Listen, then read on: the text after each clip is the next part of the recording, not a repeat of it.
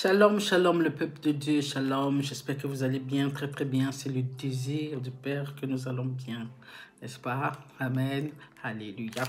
Alors comme nos habitudes, nous nous retrouvons pour lire la Bible ensemble, afin d'obtenir, de recevoir, d'avoir, parce que c'est Dieu qui accorde, cette connaissance que le Père nous dit, mes enfants meurent, manquent de connaissance. Alors nous désirons à tout prix, n'est-ce pas, nous efforçons pour avoir cette connaissance. Et pour l'avoir, nous devons lire la Bible tous les jours s'il faut. Donc nous avons choisi tous les samedis, oui, tous les samedis pour lire la Bible au dimanche, ça dépend du temps que nous avons, afin de lire la Bible ensemble. Alors sans tarder, nous bénissons la parole de Dieu. La fois passée, nous avons lu la Bible de pages, hein, comme d'habitude. On a lu Samuel 2, versets 7 à 8. Et aujourd'hui, nous allons lire Samuel 2, versets 9 à 10. Alors, bénissons la parole de Dieu et nous allons commencer. Amen. Alléluia. Alors, nous avons 2 Samuel 9. D'accord? Nous allons lire les deux pages. David dit, reste-t-il encore quelqu'un de la maison de Saul pour que je lui fasse du bien à cause de Jonathan? Verset 2, il y avait un serviteur de la maison de Saul nommé Tiba qui l'en fit venir auprès de David. Le roi lui dit, es-tu Tiba? Et il répondit, ton serviteur. Le roi dit, n'y a-t-il plus personne de la maison de Saul pour que j'use envers lui de la bonté de Dieu? Et Tiba répondit au roi, il y a encore un fils de Jonathan, perclus des pieds. Verset 4, le roi lui dit, où est-il? Et Tiba répondit au roi, il est dans la maison de Makir, fils d'Amiel, à Lo-débar. Verset 5. Le roi David l'envoya chercher dans la maison de Makir, fils d'Amiel, à Lo-débar. Et Méphibosheth, n'est-ce pas, fils de Jonathan, fils de Saul, vient auprès de David, tomba sur sa face et se prosterna devant David. David dit,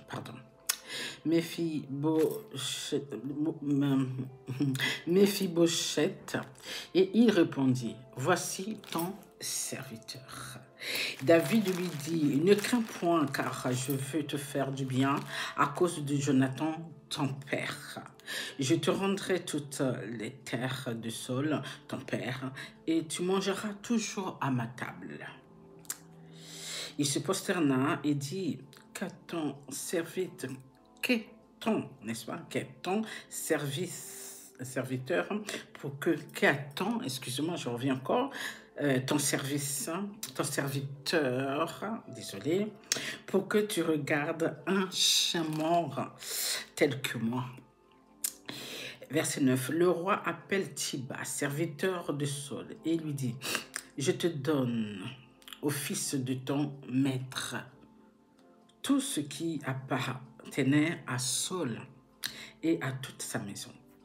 Verset 10, tu cultiveras pour lui les terres, toi, tes fils et tes serviteurs, et tu feras les récoltes afin que le fils de ton maître ait du pain à manger. Et Méphibosheth, fils de ton maître, mangera toujours à ma table. Or, Tiba avait 15 fils et 20 serviteurs. Verset 11, il dit au roi, ton serviteur fera tout ce que le roi, mon seigneur, ordonne à son serviteur. Et Méphibosheth mangeait à la table de David comme l'un des fils du roi. Méphibosheth avait un jeune fils nommé Mika, et tous ceux qui demeuraient dans la maison de Tiba étaient serviteurs de Méphibosheth. Méphibosheth habitait à Jérusalem, car il mangeait toujours à la table du roi. Il était boiteux des 2 pieds. Le fils de Nathan. Puis suivons notre deuxième page de 2 Samuel 10. Après cela, le roi des fils d'Amon mourut et Hanun, son fils, régna à sa place.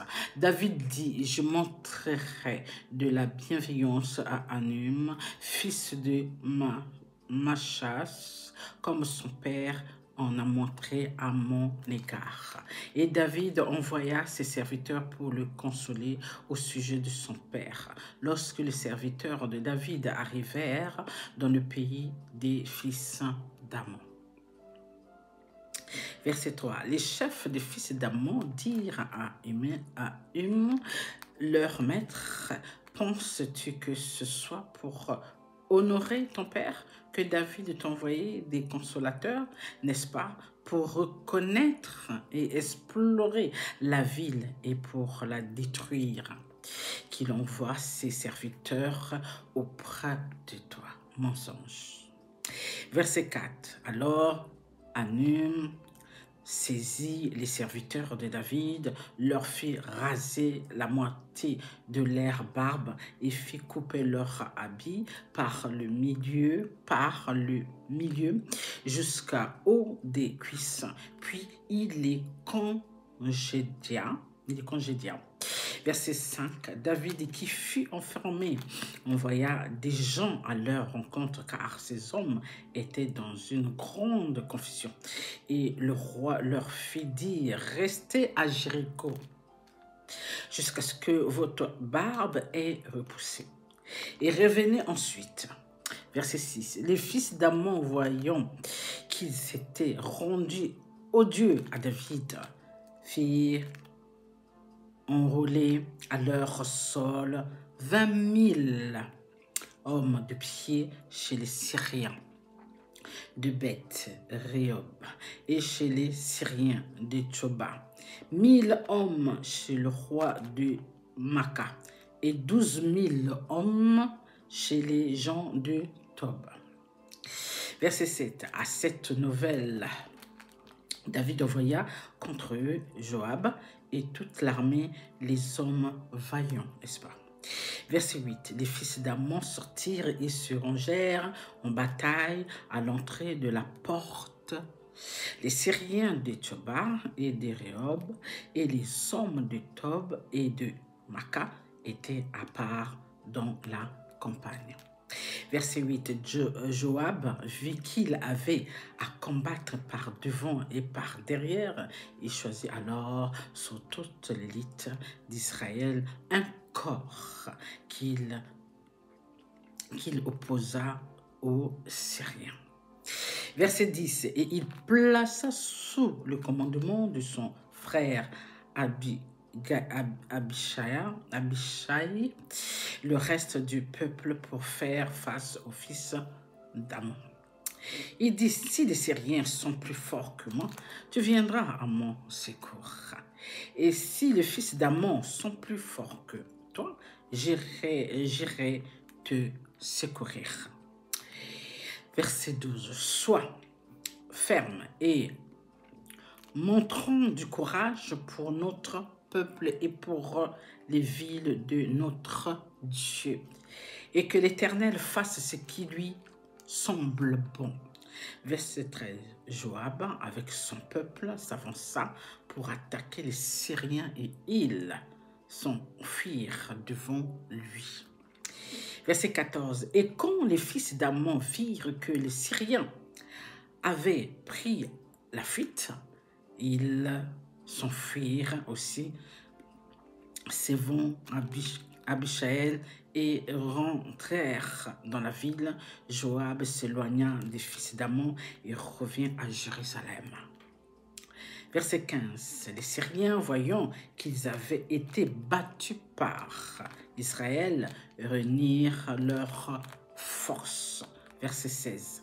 Hadadézer envoya chercher les Syriens qui étaient de l'autre côté du fleuve et ils arrivèrent à Élam, ayant à leur tête Shobak, chef de l'armée d'Hadadézer.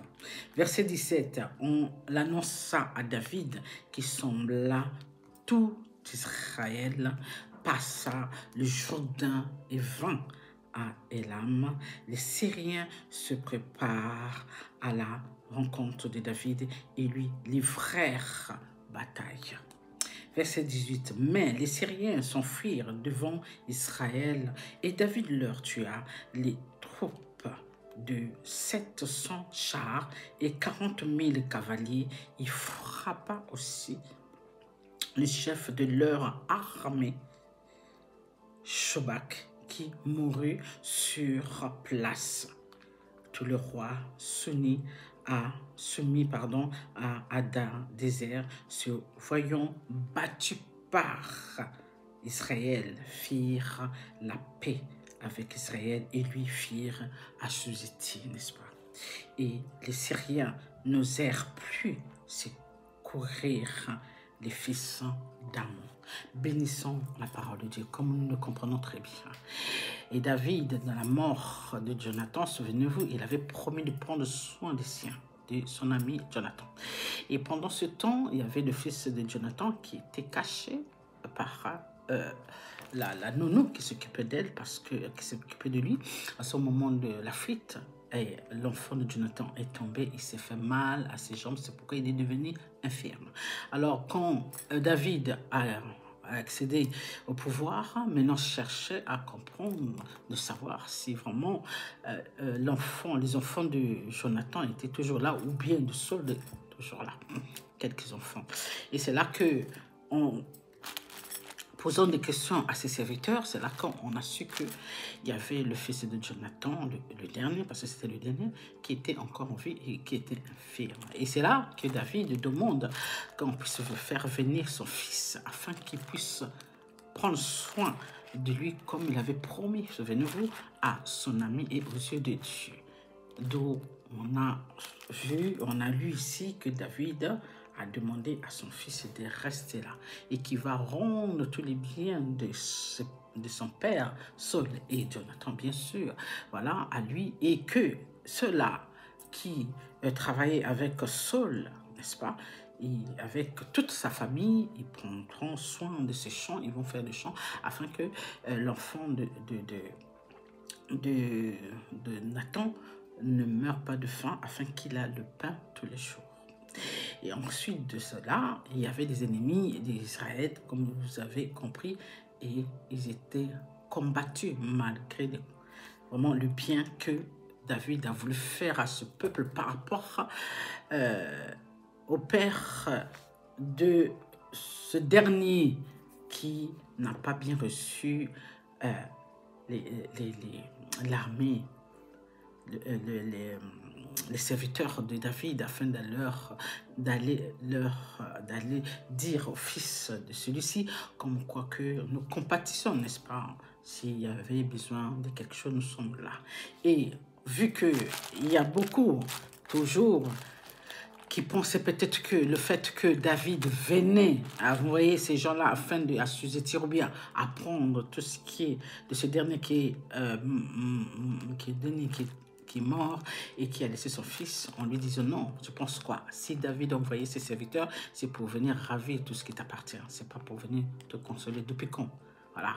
Et c'est là que le fils de ce dernier a rassemblé ses serviteurs, son armée, afin de se protéger contre David, afin aussi de combattre David au cas où David va venir avec ses serviteurs. Et d'où nous avons lu ici que c'est ce qui s'est passé, n'est-ce pas? Et David a envoyé des gens pour combattre, pour faire la guerre, parce qu'il a mal reçu les serviteurs de David qui sont venus pour la paix, pour le consoler.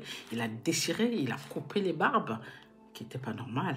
Et c'est pourquoi les serviteurs de David étaient confondus, parce qu'ils étaient partis pour le bien, c'est pas pour le mal. Et en dehors de ça, voilà ce qui tombe sur l'enfant du dernier, que j'oublie le nom, qui les a mis presque à plat en déchirant les affaires, en coupant leur barbe, en coupant les cheveux. Et d'où David a demandé qu'avant de rentrer en ville, vous devez d'abord rester là-bas, en attendant que tout puisse pousser, que vous soyez correct. À partir de là, vous allez rentrer en ville.